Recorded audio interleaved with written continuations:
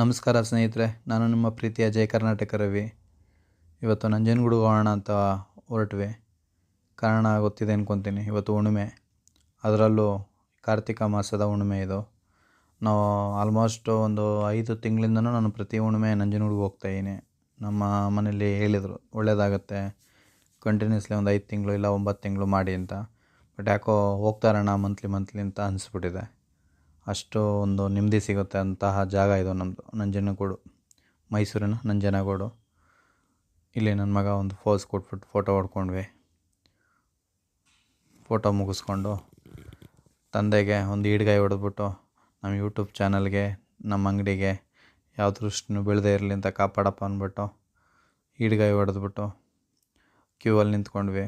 ಅದು 100 rupees Q, 100 ರೂಪಾಯಿ ticket. ಸಿಕ್ಕಾಬಟ್ಟೆ ಅಂದರೆ ಸಿಕ್ಕಾಬಟ್ಟೆ ಕ್ಯೂ ಇತ್ತು. ಹುಣ್ಣಿಮೆ ಸಿಕ್ಕಾಬಟ್ಟೆ ಜನ ಇದ್ದರು. ಏನಾದ್ರು ಸೋಮವಾರ ಹುಣ್ಣಿಮೆ ಸಿಕ್ಬಿಟ್ಟಿದ್ರು ಅಂತೂ ನಮ್ಮ ಕತೆ ಗೋವಿಂದ. ಅಷ್ಟು ರಶ್ ಇರುತ್ತೆ ನೋಡಿ. 100 ರೂಪಾಯಿ ಟಿಕೆಟು ಇನ್ನೂ ತುಂಬ ಇದೆ. ಅಲ್ಲಿಂದ ಬರಲಿಕ್ಕೆ 1 ಅವರ್ ಆಗೋಯ್ತು. ತುಂಬ ರಶ್ ಇದೆ. ಅಂತೂ ಇಂತೂ ದರ್ಶನ ಮಾಡಿ ಹೊರಗಡೆ ಬಂದ್ವಿ ನಾವು. ಇಲ್ಲೆಲ್ಲ ದರ್ಶನ ಎಲ್ಲ ಮುಗಿಸ್ಕೊಂಡು, ಇದು ನಮ್ಮ ಮನೆ ದೇವರು ಕೂಡ ನಂಜನಗೂಡು.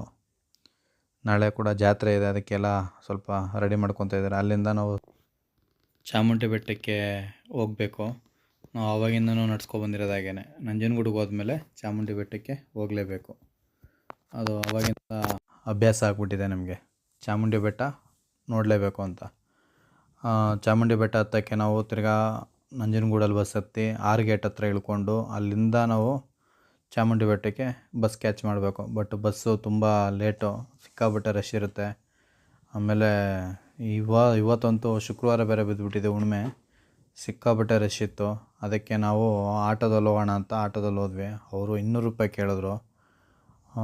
ಯೋಚನೆ ಮಾಡಿದ್ವಿ, ಬೇಡ ಅಂದ್ಬಿಟ್ಟು ಸುಮ್ಮನೆ ಇದ್ವಿ. ಆಮೇಲೆ ಇನ್ನೊಂದು ಜೋಡಿ ಸಿಕ್ಕಿದ್ರು. ನಾವು, ನನ್ನ ಹೆಂಡ್ತಿ, ನನ್ನ ಮಗ, ಇನ್ನೊಂದಿಬ್ಬರು, 5 ಜನಕ್ಕೂ ನನ್ನ ಮಗನ ಲೆಕ್ಕಕ್ಕಿಲ್ಲ, 50 ರೂಪಾಯಿ ಲೆಕ್ಕದಲ್ಲಿ ಸದ್ಯ 200 ರೂಪಾಯಿ ಹೋದ್ವಿ ಎಲ್ಲರೂ ಅಡ್ಜಸ್ಟ್ಮೆಂಟ್ ಮಾಡಿಕೊಂಡು.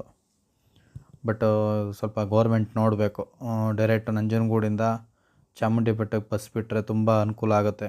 ಈ ನಮ್ಮ ಮಂಡ್ಯ ಸೈಡ್ ಜನ ಆಲ್ಮೋಸ್ಟು ನಂಜನಗೂಡು ಮುಗಿಸ್ಕೊಂಡು ಚಾಮುಂಡಿ ಬೆಟ್ಟಕ್ಕೆ ವಿಸಿಟ್ ಮಾಡ್ತಾರೆ ಆಲ್ಮೋಸ್ಟ್ ಜನ. ದಯವಿಟ್ಟು ಇದೊಂದು ಸ್ವಲ್ಪ ಗಮನ, ಯಾರು ನೋಡಿದ್ರೆ ದಯವಿಟ್ಟು ಗೌರ್ಮೆಂಟಿಗೆ ಇದನ್ನು ತಿಳ್ಸೋಕ್ಕೆ ಟ್ರೈ ಮಾಡಿ, ಸಾರಿಗೆ ಇಲಾಖೆಗೆ. ಇಲ್ಲಿಂದ ನಾವು ಚಾಮುಂಡಿ ಬೆಟ್ಟಕ್ಕೆ ಸ್ಟಾರ್ಟ್ ಮಾಡಿದ್ವಿ.